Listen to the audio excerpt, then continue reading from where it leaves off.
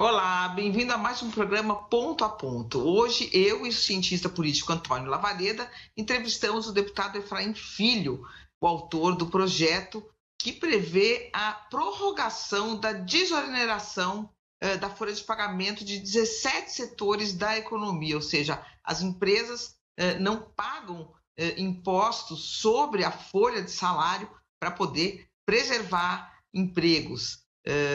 Muito boa noite, deputado. Muito obrigada por ter aceitado o nosso convite. Deputado, eu queria começar perguntando por que não foram exigidas contrapartidas concretas das empresas em termos de manutenção de emprego? A gente já viu em outros governos propostas semelhantes vigorarem e as empresas acabarem demitindo. O que vai garantir que essas empresas seguirão tendo benefícios e vão, de fato, preservar empregos no momento de aguda crise econômica? Boa noite, Mônica. Boa noite, Lavareda. Saudação aí a todos os nossos telespectadores, internautas, todos aqueles que nos acompanham. O tema da desoneração da folha realmente foi a agenda intensa, né, desta semana, concluída hoje na CCJ. E exatamente sobre esse ponto, Mônica, que você aborda, é uma das inovações trazidas do substitutivo oferecido na CCJ, que é a determinação, né, para que haja um acompanhamento e monitoramento dos resultados da política de desoneração da folha, que, na verdade, significa reduzir carga tributária para os setores que mais empregam. Num país que está sonhando hoje com a retomada econômica, que vislumbra, né, ainda uma rota de saída da pandemia, que espera poder voltar a crescer e principalmente recuperar os empregos perdidos na crise, essa extinção do benefício prevista para o final de dezembro gerou um verdadeiro pânico, né, nesses setores que estão entre os 17 setores, aqueles que mais empregam. Agora, era uma lacuna, e aí concordo totalmente com você, que existia na legislação passada, que não foi preenchida, não existia um sistema de monitoramento. E aí, no substitutivo, que aprovamos na CCJ no dia de hoje, o artigo 4º, né, do substitutivo, ele traz essa determinação de que haja esse monitoramento para que se acompanhe os resultados, para mostrar que vale a pena essa política de desoneração, de redução de impostos, visando a geração de empregos e de novas oportunidades. Deputado, não obstante essa novidade importante de indicar para o governo a necessidade de fazer esse monitoramento, né, nós sabemos que, em última instância, o que vai ser responsável por aumentar o número de empregos ou manter o número de empregos é o crescimento econômico do país. E os analistas, né, já indicam, bancos inclusive, um crescimento próximo a zero. Muitos dos analistas e algumas das casas bancárias, 0,5, 0,3, ou seja, o Brasil não vai crescer e talvez haja até um cenário de estagflação. Nesse caso, não adianta muito esse monitoramento. Eu queria saber sua opinião a respeito e acrescentando aí, porque é importante, você lembrou, a Mônica também, que esse projeto contempla os 17 setores que mais empregam no país, mas, do ponto de vista de categoria, de tamanho das empresas, nós sabemos que as pequenas e microempresas empregam 70% da nossa força de trabalho. O que é que o projeto, se por acaso ele faz, e o que é que ele contempla especialmente essas pequenas e microempresas, né, que são as principais provedoras de empregos no nosso país? Lavareda, vamos lá. São duas partes na pergunta. A primeira delas, que diz respeito a essa capacidade que as empresas teriam ou não de gerar emprego em meio à crise. O importante citar que a desoneração da folha, o primeiro objetivo dela é evitar a demissão em massa, porque se o projeto de nossa autoria não for aprovado, né, depende ainda do Senado, irá haver aumento de carga tributária. Veja que é incompreensível no cenário de hoje você pensar em aumento de carga tributária nos setores que mais empregam, ou seja, se aumentaria impostos. Não é hora de o governo pensar em arrecadar mais, é hora de pensar em preservar empregos.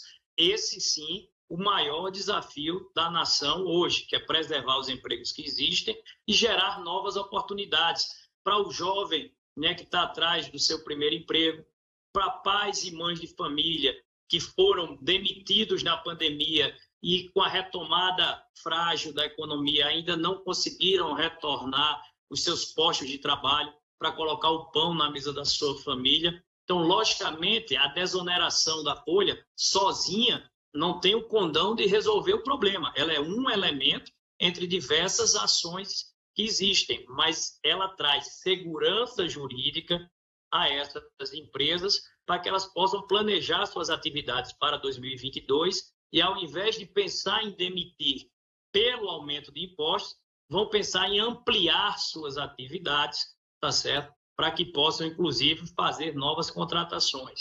A segunda parte da sua pergunta, micro e pequenas empresas. Elas hoje já estão inseridas dentro do Simples, é um programa, né, que já traz uma alíquota tributária bastante vantajosa e muito justa, né, para aqueles que são as pequenas empresas e que geram muitos empregos. Concordo com você totalmente. A desoneração da folha, ela, na verdade, ela não há renúncia, né, de impostos. Ela somente muda a base tributária. Ela deixa de incidir sobre a folha de pagamento, porque, em geral, são setores que empregam muito e, portanto,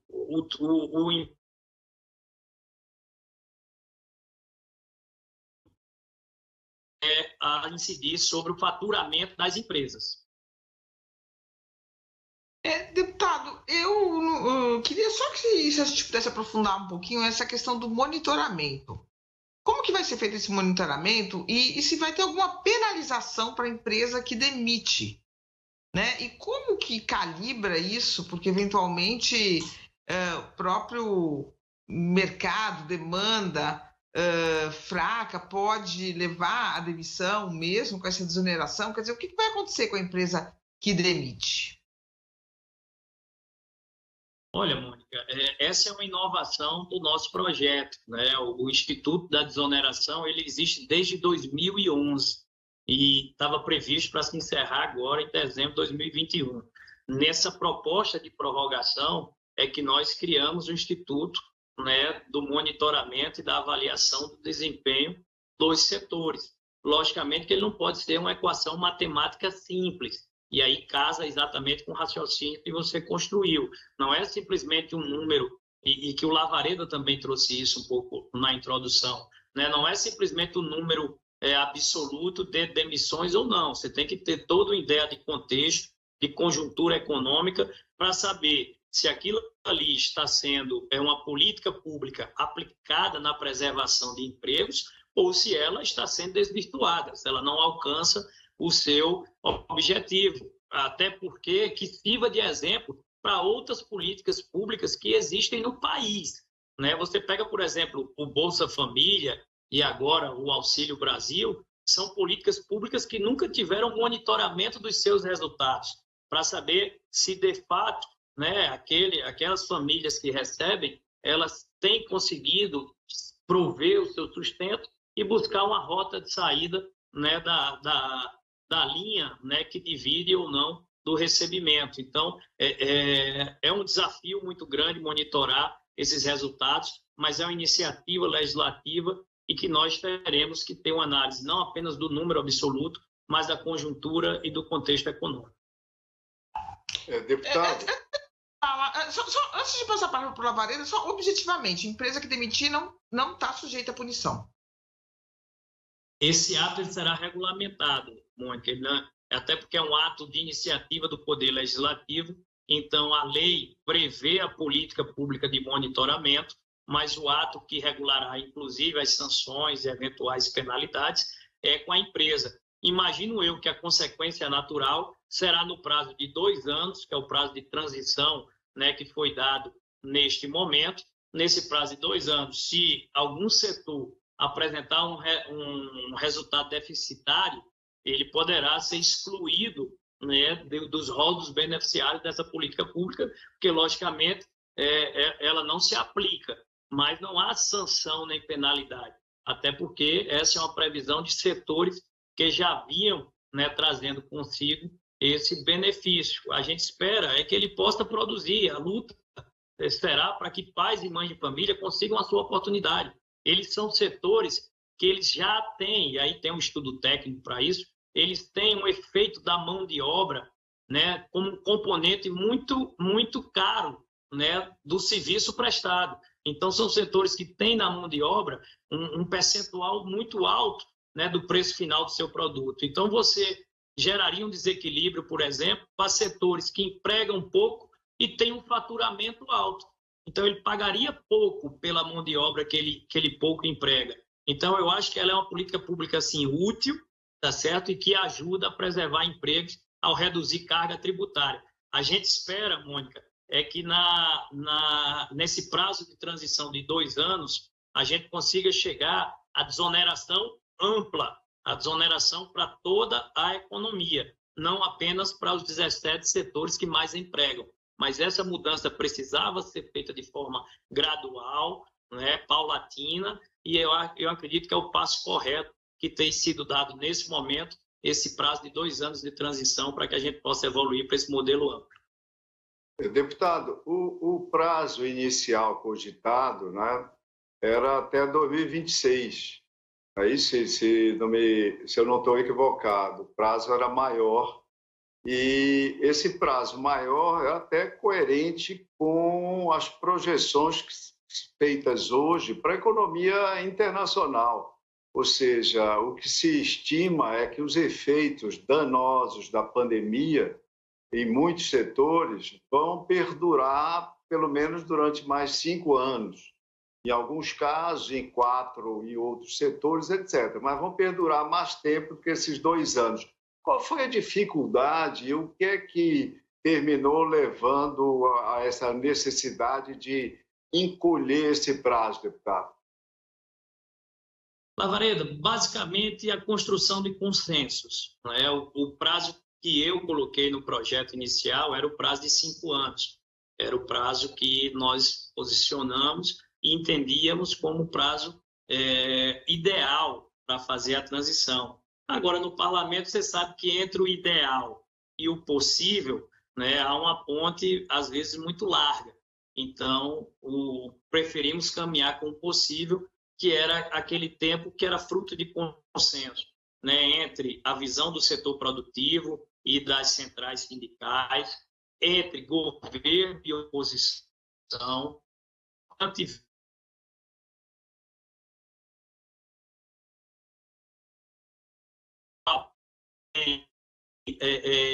você teve ali governo e oposição, setor produtivo e centrais sindicais, todos ali dando uma demonstração de maturidade, sentados na mesma mesa e construindo o consenso. Então, o prazo ele era secundário, né? O importante é o conceito, né, da proposta de reduzir imposto para quem mais emprega, e nesse sentido, eu acho que foi positivo. Tem um outro conceito que você conhece do parlamento. O ótimo é inimigo do bom, né? Então, o ótimo seria realmente os 5 anos. Mas com 2 anos, nós conseguimos dar um fôlego, né, para que a gente possa avaliar os resultados dessa política pública e decidir, né, por um modelo de transição para a desoneração ampla que atinja todos os setores da economia. Deputado, o ministro Paulo Guedes já propôs várias vezes, né? Já falou muito disso, quer dizer, criar um imposto, que seria uma nova CPMF, em troca de se desonerar de forma ampla, como o senhor está dizendo, todos os setores da economia, quer dizer, desonerar a folha de pagamento. Diz ele que isso geraria mais empregos. E esse modelo de imposto é um modelo que realmente ele é eficiente no combate à corrupção. Ninguém consegue escapar, porque é na transação financeira ali que ele se dá, né? Por que isso tem tanta dificuldade de ser aprovado, se é considerado necessário? Quer dizer, você não prejudica a arrecadação do governo, porque você cria esse outro imposto e você troca um imposto pelo outro. O que o senhor acha dessa proposta dele? Por que ela não vinga? Mônica, não vinga porque, da forma como está sendo proposta, fatiada, é um mero remendo. E se costuma dizer que remendo em tecido podre rasga, mais uma vez. Então, a gente tem que ter realmente uma nova roupagem, né, do modelo tributário brasileiro. Foram as discussões aí que chegaram a avançar até determinado ponto e acabaram sucumbindo aí diante de um cenário de pandemia que misturou com crise econômica, e a proposta de reforma tributária ampla desandou. Vocês dois e nossos telespectadores acompanharam um pouco dessa história. Agora, querer resolver pontualmente, né, a troca de um imposto pela criação de um novo, ainda mais a CPMF, que é um imposto de uma memória muito ruim, né, na sociedade brasileira, no parlamento.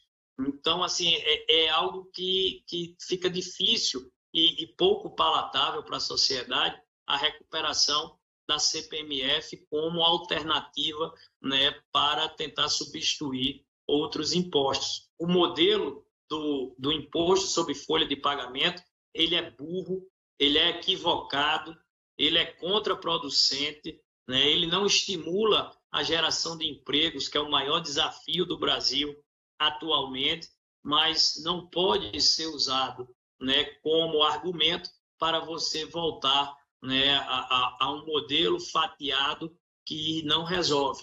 Por isso que, por mais de uma vez aqui nas respostas, nós tocamos no tema da reforma tributária ampla. Nós não podemos fazer remendo em tecido podre. Nós já temos o pior modelo tributário do mundo, o mais complexo, o mais confuso, tá certo? Ele é arcaico, é obsoleto e tem que ser alterado.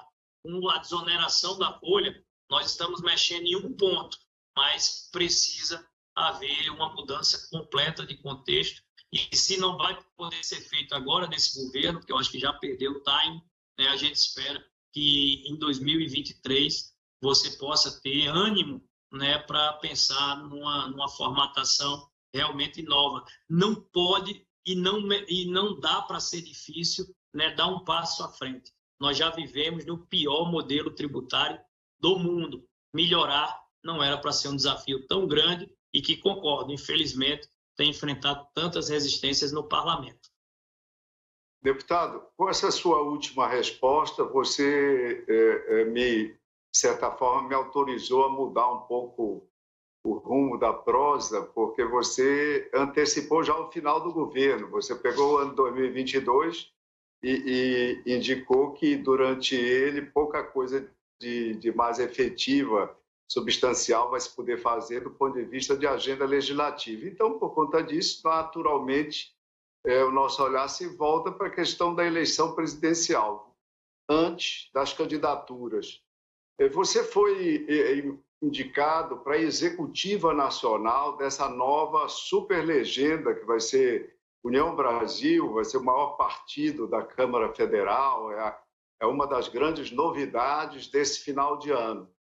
E nesse mês agitado de novembro, do ponto de vista político que nós estamos vivendo, é inescapável lhe perguntar o seguinte: na sua opinião, como prognóstico seu, União Brasil, como é que ele vai se apresentar na campanha presidencial do ano que vem? Ele vai com o ministro Mandetta como candidato? Ele pode fazer uma aliança com Podemos em torno do ex-ministro Sérgio Moro? Ele também pode não definir uma candidatura, porque alguns partidos talvez façam isso, preocupados, por algum lado, em ampliar apenas suas bancadas. Há quem diga que hoje, no Brasil, com partido político, o mais importante é ter uma bancada federal ampla que assegura recursos financeiros, tempo de televisão, etc. E já que nós vivemos, segundo o ministro Toffoli disse hoje em Lisboa, um semipresidencialismo, e o parlamento, com as emendas individuais, coletivas e mais as emendas de relator, tem praticamente 50% do que resta de investimento discricionário do orçamento federal, também poderia fazer sentido não apoiar ninguém. Na sua opinião, para onde é que vai a União Brasil na corrida presidencial do ano que vem? Olha, Lavaredo, o União Brasil foi um movimento estratégico, inteligente do ponto de vista político. Ele formata, né, o maior partido do Congresso Nacional, né, com a maior bancada na Câmara dos Deputados. É um partido que vem com 3 objetivos claros para 2022. Fazer a maior bancada do Congresso, né, Câmara e Senado, eleger o maior número de governadores no Brasil. Nós temos várias candidaturas extremamente competitivas que disputarão as eleições de 2022 e também ser protagonista da cena nacional no próximo ano. Logicamente, para a cena nacional, eu diria que a gente trabalha com 2 projetos, um de curto prazo, que é 2022, e outro de médio prazo, para 2026, que será fruto, né, dessa construção já do ano seguinte, já de 2022. Para a eleição nacional, o nome do ex-ministro Mandetta é o nome que a União tem defendido. E você que é expert, né, em pesquisas, imagino que tenha, né, uma percepção, como a minha percepção pessoal, que aí é a opinião pessoal minha, e que o ex-ministro Mandetta é um nome que tem um bom conceito, né, uma boa imagem.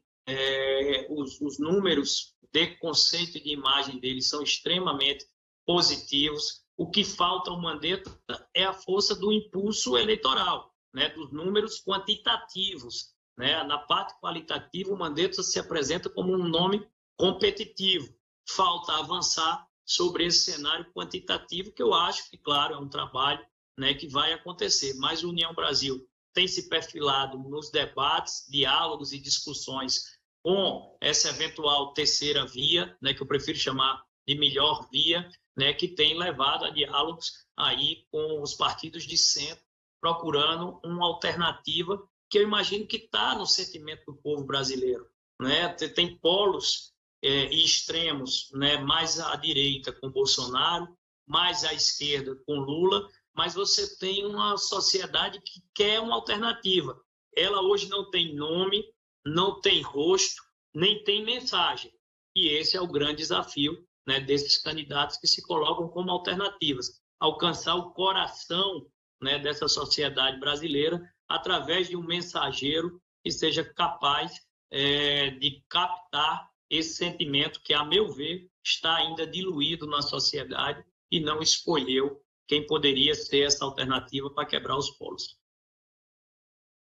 Deputada, é muito pouco provável que haja uma união em torno de um único nome, né? O mais provável é que mais candidatos se apresentem e entre esses 2 candidatos, que eu não sei se a gente pode considerar que sejam 2 extremos, mas que são os 2 candidatos que polarizam porque tem mais votos, né? Na verdade. E o que eu pergunto ao senhor é o seguinte: houve uma informação, essa semana foi publicada uma informação de que o União Brasil, inclusive, ofereceu para o ex-juiz Sérgio Moro que ele se filiasse ao partido, estaria de portas abertas para ele, né? O que o senhor acharia se o União Brasil fosse com o Sérgio Moro para a sucessão, apoiasse ele, a sucessão? O senhor acha que isso é possível? E lembrando que quando saiu do DEM, o ex-presidente da Câmara dos Deputados, Rodrigo Maia, disse que o DEM estava virando bolsonarista, que o DEM bailava, mas no fim cairia nos braços do Bolsonaro. Tem chance do União Brasil acabar indo com o Bolsonaro, mesmo que seja no segundo turno?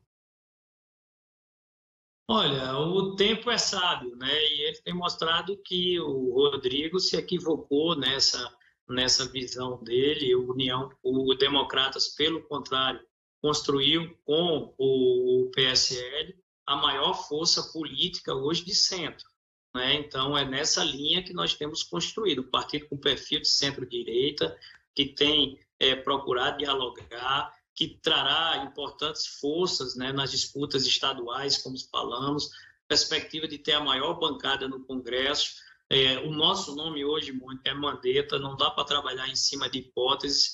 Claro que o diálogo com Podemos é natural, como existe o diálogo com Cidadania, com o MDB, com o PSDB, com outras forças, né, que têm composto esse cenário de centro para se buscar uma solução. E você, na sua fala, deu uma senha que é importante.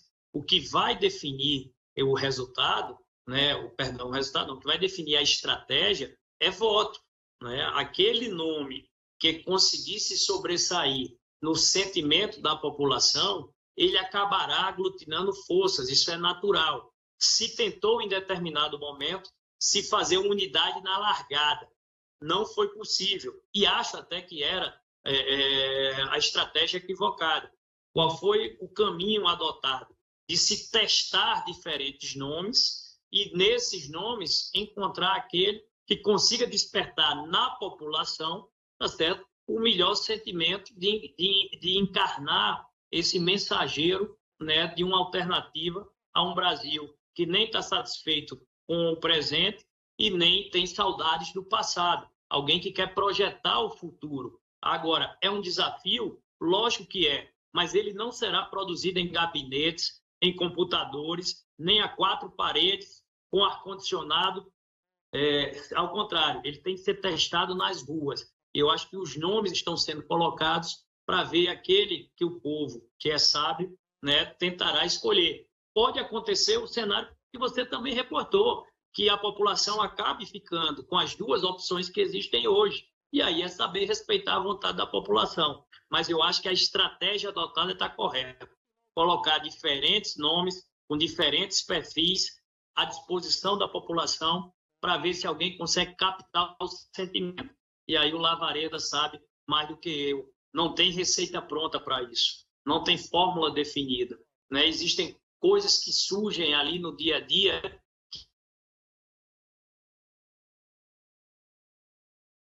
e olha para o Bolsonaro em 2018, né? Ninguém conseguiria antever, né, que aquele sentimento da população levaria aquela onda que foi a eleição. Então, a gente querer prever um ano de antecedência, um pouco menos de um ano, aquilo que vai acontecer em outubro é um pouco prematuro. Então, vamos testar os nomes. Eu acho que a estratégia está correta, testar os nomes para ver aquele que é capaz de captar o coração das pessoas. Não adianta ter script, nem roteiro, né? Fazer a política realmente com P maiúsculo, conversar, dialogar e captar o sentimento.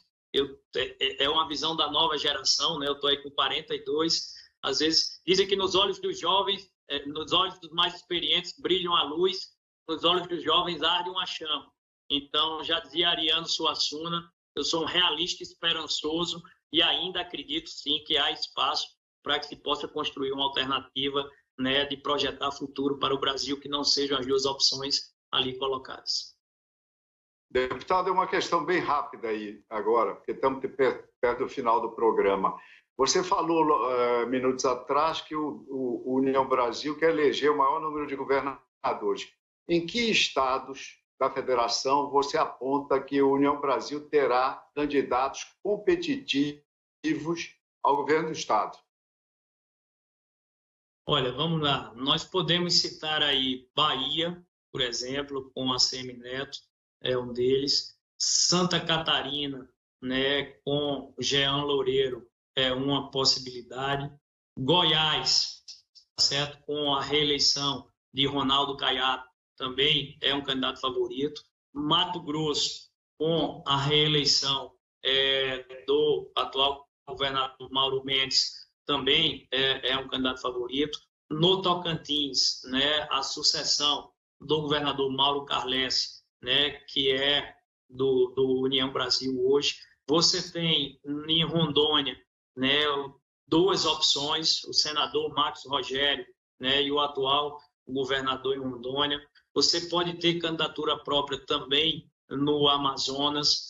Você pode ter candidatura própria no Ceará, né? Nós temos uma candidatura própria lá em Pernambuco. A gente sabe que é um grande desafio, mas é uma candidatura posta, competitiva, que irá participar com protagonismo nas eleições. Então, aí eu citei alguns casos, alguns nomes, e acho que a gente poderá sair aí com cerca de 5 a 6 governadores, o que nos daria realmente um cenário de protagonismo, né, e de sucesso nas eleições de 2022 em termos de disputas por estados. Bem, deputado, infelizmente chegamos ao fim do programa. Queria agradecer muito a presença do senhor aqui, convidá-lo para retornar mais vezes. Muito obrigada. Dia de luta, dia de conquista, né? Celebrar um projeto que vem por consenso, né? Não é fácil você unir, como foi no projeto da desoneração, classe, setor produtivo, os trabalhadores, governo de um lado, oposição do outro. Então, acho que foi um trabalho hercúleo, né, de articulação política, de engenharia política, e esperamos que o Senado atenda a esse apelo social do projeto, vote rapidamente, para que a gente consiga dar segurança jurídica para que pais e mães de família consigam preservar seu emprego. É nisso que eu acredito, é isso que o projeto se propõe e a gente espera que possa acontecer. Obrigado, Lavareda. Obrigado, Mônica. Boa noite a todos os nossos telespectadores. Muito obrigada. E você pode assistir a esse e a todos os programas que já foram ao ar no site www.bandnewstv.com.br. Muito obrigada pela companhia e até o próximo Ponto a Ponto.